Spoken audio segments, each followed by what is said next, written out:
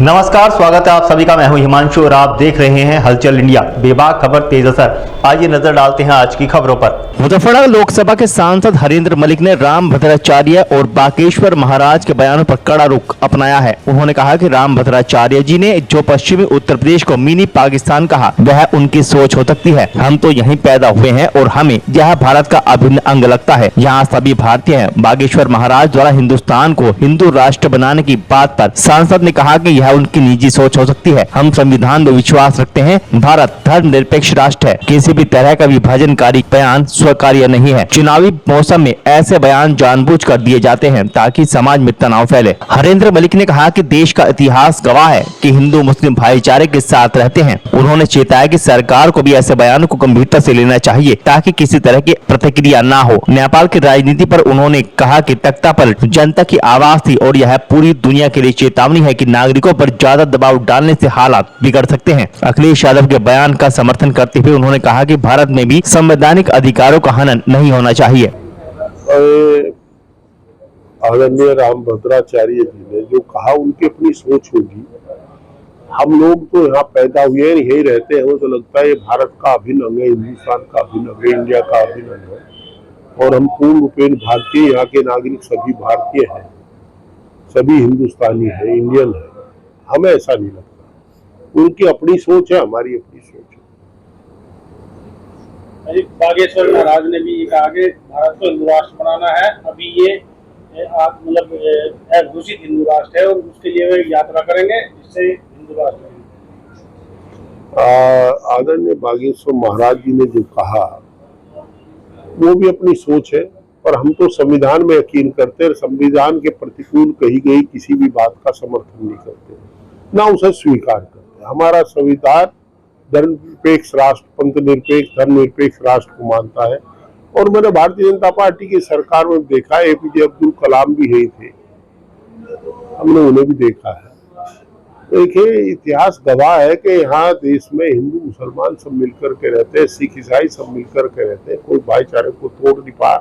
ये ऐसे प्रयास बार बार होते हैं, पर जब जिम्मेदार आदमी इस तरह की बात करता है तो पीड़ा होती है। उन्हें थोड़ा संविधान के अनुसार बोलना चाहिए और सरकार को भी इसे गंभीरता से लेना चाहिए कि आखिर इसका कहीं रिएक्शन ना हो।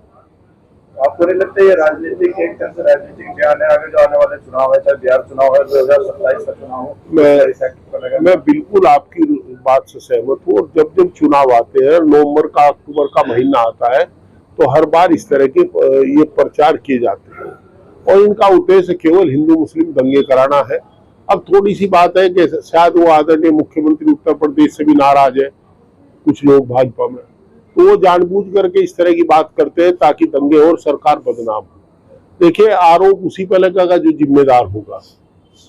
तो ये आदरणीय मुख्यमंत्री उत्तर प्रदेश को बदनाम करने की भी इनकी साजिश हो सकती है। अच्छा, सिंधी बालियान ने भी बयान दिया है कि वोट चोरी का आरोप लगाया कि वोट चोरी। अच्छा, जब हम कहते हैं कि भाजपा वोट चोरी करती है तो ये कहते हैं हम करते नहीं। अब भाजपा वाले कह रहे हम क्या करें? और भाई संजीव बालियान जी का हमें नहीं पता डॉक्टर साहब क्या कहे क्या नहीं कहते। हमें तो रूडी का पता क्या कहे। रूडी क्या है? राजीव प्रताप रूडी तो कह रहा मैं चुनाव ठीक जीतता, मेरी कोई दिक्कत नहीं। अभी मैं दिल्ली एयरपोर्ट पे बैठा था, वो आए थे मिलने, तो लोग कह रहे ठीक है। उन्होंने ये भी कहा कि सीआईए जो है पूरे देश में लागू होना चाहिए।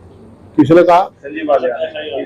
तो हमें और आपको कहने का क्या फायदा? ऐसा यार, और वही कह दो ना।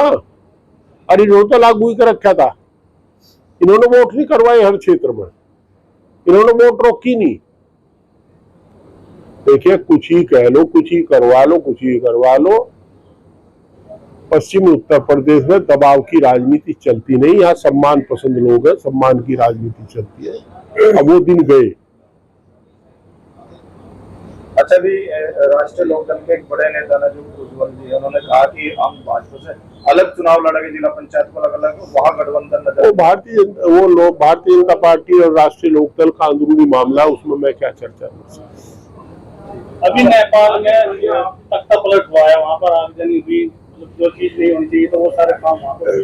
उसके बाद देश में लगातार बयान आ रहे जो इंडी गठबंधन के, इंडिया गठबंधन के लोग हैं, वही बयान दे रहे कि भारत में भी है इसी तरह का।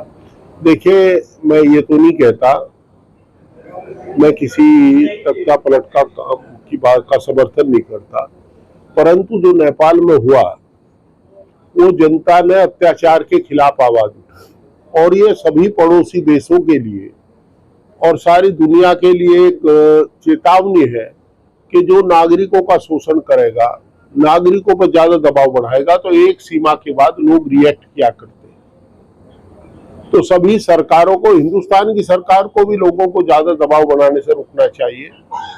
कई लोग मजबूर ना हो सड़क पाने के लिए। हम तो ये प्रार्थना करें कि ऐसी स्थिति आना हो। नो लेस में हमेशा देश का नुकसान होता है।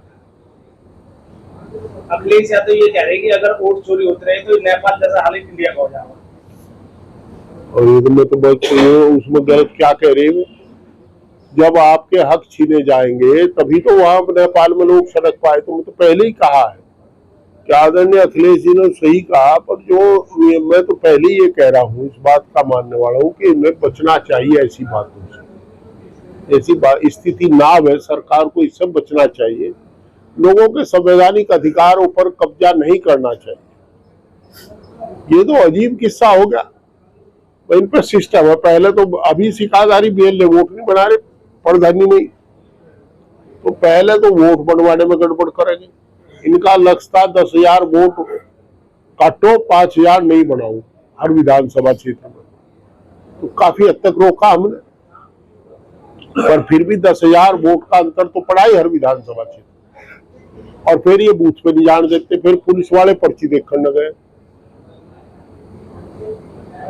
ऐसी स्थिति में देखिए, एक बात जरूर मैं सरकार से कहूंगा कि ये बीजेपी का आंतरिक झगड़ा है। जो इस तरह की कुछ लोग बात करते हैं कि उत्तर प्रदेश के मुख्यमंत्री और सरकार बदनाम हो। उत्तर प्रदेश की सरकार को लोगों के खिलाफ सख्त कार्रवाई करनी चाहिए जो इस प्रकार के बयान देते हैं, जो प्रदेश को, देश को तोड़ने वाले बयान।